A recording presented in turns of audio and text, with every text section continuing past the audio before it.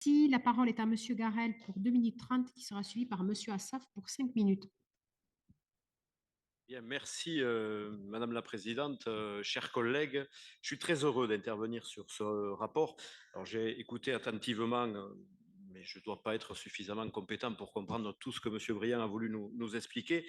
Je constate juste qu'il n'est pas en retard pour, mais je suis. Merci de votre jugement, Monsieur Pradier.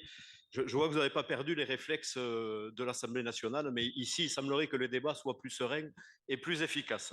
Je vous remercie. Ce serait quand même aimable de bien vouloir me laisser parler.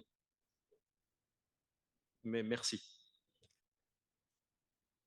Bien, je voulais juste dire que je considérais tout de même qu'il n'était pas en retard, Monsieur Briand, pour avoir des analyses que je considère comme excessives et qu'il s'est perdu un petit peu dans la géographie électorale. Eh bien, nous savons exactement où nous allons. Et ce rapport le démontre largement.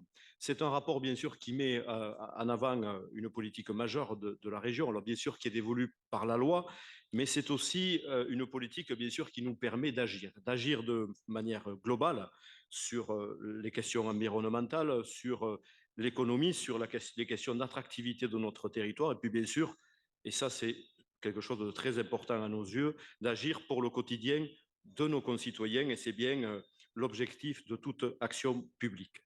Ce rapport, il permet de rappeler, ça a été dit, la cohérence de nos politiques et leur efficacité, puisque, quoi qu'en pensent certains, nous avons une augmentation de fréquentation de 20% en 2023, liée notamment aux politiques tarifaires très attractives que nous pratiquons. Et malgré ces politiques très attractives, j'ose dire, eh bien, nous avons une augmentation des recettes de 14%. Nous franchissons aujourd'hui une nouvelle étape en permettant potentiellement à 1 million de jeunes de bénéficier de la gratuité d'usage. L'application Plus égale zéro, qui permet déjà donc à 90 000 jeunes de bénéficier de voyages gratuits, est donc étendue aux jeunes à partir de 12 ans. L'objectif est de faire voyager les jeunes par le transport collectif. Cet objectif, c'est défendre le pouvoir d'achat et créer de nouvelles habitudes, les jeunes étant, nous le savons, les premiers prescripteurs. Voyager plus nombreux par le transport collectif, c'est agir pour l'environnement. C'est d'autant plus vrai en Occitanie avec notre politique de décarbonation des moyens de transport. Je ne vais pas répéter les exemples qui sont donnés dans ce rapport, mais ils sont nombreux, aussi bien pour les trains que pour les autocars. Ce rapport démontre aussi que nous agissons sur tous les sujets de la mobilité. Je rappelle la politique des pôles d'échange multimodaux au soutien des territoires et en partenariat avec eux, auquel je suis très attaché. Une politique, bien sûr, sur le développement du vélo avec le plan vélo, et je salue l'action de la déléguée à la matière, Séverine Carchon.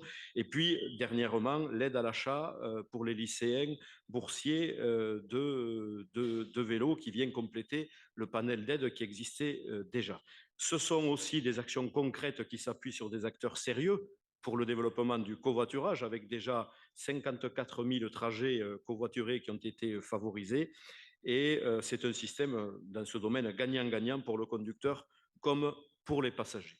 C'est donc aujourd'hui une décision très importante que nous prenons. C'est une action volontariste qui complète notre politique cohérente pour le développement des transports pour tous, des transports comme outil d'action pour répondre aux besoins de nos concitoyens, comme outil d'attractivité économique et touristique pour l'Occitanie. Et merci, Madame la Présidente, de faire référence à ce que porte le comité régional du tourisme autour de l'Occitanie Rail Tour. Et donc, avec détermination, nous offrons à nos concitoyens les transports qu'ils attendent, qu'ils demandent, qu'ils méritent. Et bien sûr, les radicaux de gauche soutiendront ce rapport, voteront favorablement. Je vous remercie. Merci.